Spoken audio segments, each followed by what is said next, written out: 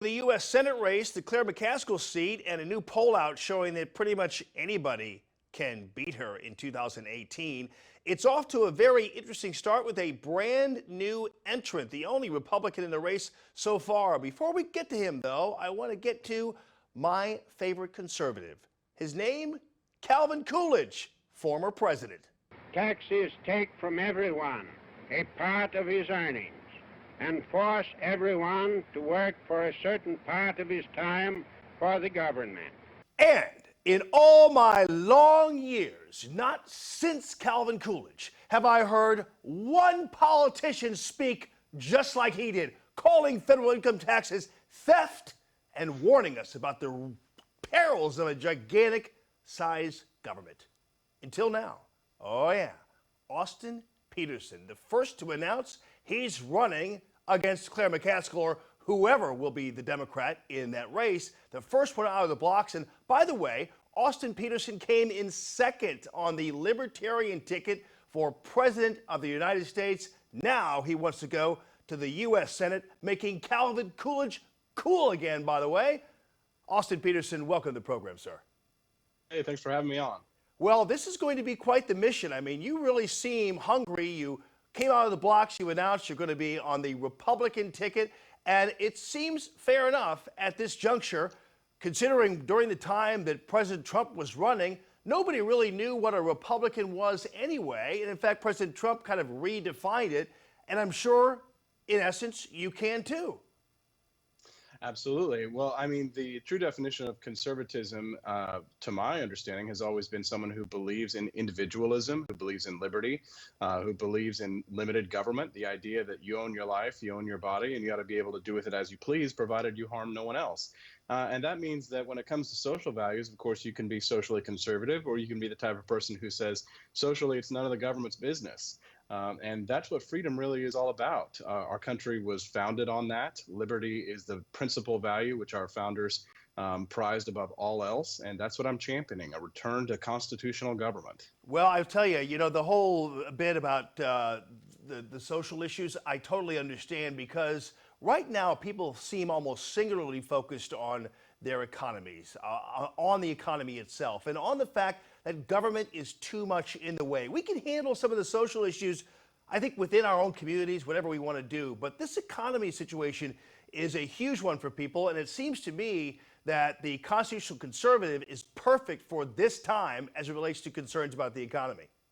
Completely agree. And, the government can't do a lot to create jobs, but it can do a lot to stand in the way. I like to say that if you think about it like a pool of water, the economy can be like a pool of water. And when the government says, oh, we're going to create jobs, what they're really doing is they're taking a bucket out of one end of the pool and dumping it into the other end and saying, hey, look, we stimulated your economy. But that's not how economics works.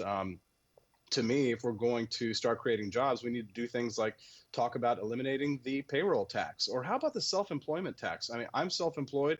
I'm a small business owner, and I have to make payroll every 2 weeks, and I have to pay the government a privilege just for working from home. I would think the Democrats would like more entrepreneurs, because if you think about it, I don't have to commute, right? I don't have to go to work in the morning, so I have no carbon footprint in that sense. I'm cutting down on carbon emissions in that way, but I have to pay for the privilege. But think about it like this, Jamie. Big corporations don't like capitalism. They want these big taxes. They want the regulations because they don't want people leaving their firms. They want us all to spend our lives in cubicle hell so that we have to go and work for them. That's why they want healthcare to be tied to employment.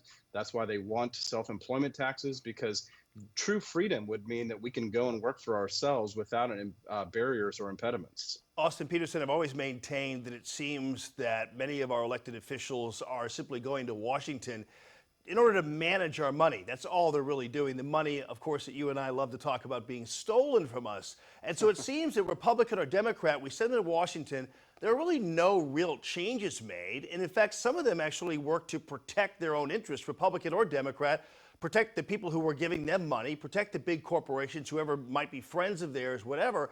And so we're seeing really what happens up there with a formulation of just management as opposed to true reform. We have a few of those folks up there now, and certainly you're capable of joining them. So one of the big issues or the slogans that I used during my last campaign was I said that I wanted to take over the government to leave everyone alone.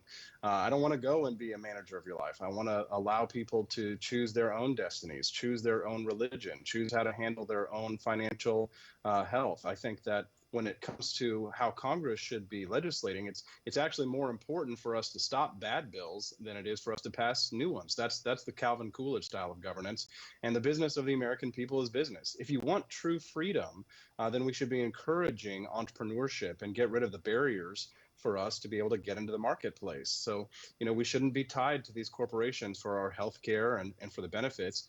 We should be allowed to go out and compete into the private marketplace, and that's how we're going to make America great again. And Austin Petersen, your tax solutions are very easy, correct? Absolutely. I don't want tax season. I want tax 2 minutes. I'd like to see us, obviously, in a perfect world, I'd like to abolish the income tax entirely because the founders didn't want an income tax. They passed the lotteries and tolls and fees and different things like that rather than tax us and take away the fruits of our labor. But when it comes to a flat tax, that way nobody has any incentive to cheat, right? A lot of people complain that many of these big corporations are getting tax exemptions handed out to them. So what I would like to see is a simple 15% across the board flat tax, very simple tax system so that everybody can comply easily. I actually think you might get more revenue because the truth is that the IRS even admits on their own website that I believe that the compliance rate is only something like 27%. Only 27% of people pay the taxes that we have at our current rates, because I honestly think it's because they just don't understand how the system works. So I'd like to see a simplify flat tax, which I think is much better, and that way everybody knows what everybody's paying, and it's a much more level playing field. And as a true fiscal conservative, I believe you're kind of cut from the same cloth as a Rand Paul or a Mike Lee or a Ted Cruz. And all three of those guys were not on board with President Trump when he was a candidate, but seem to be some of his best allies right now in Congress in trying to convince him that, you know what, there's only one way to go, and that's the right way. And I think you fit perfectly into that mold. Absolutely. And, I always say I have an open heart. I have an open mind.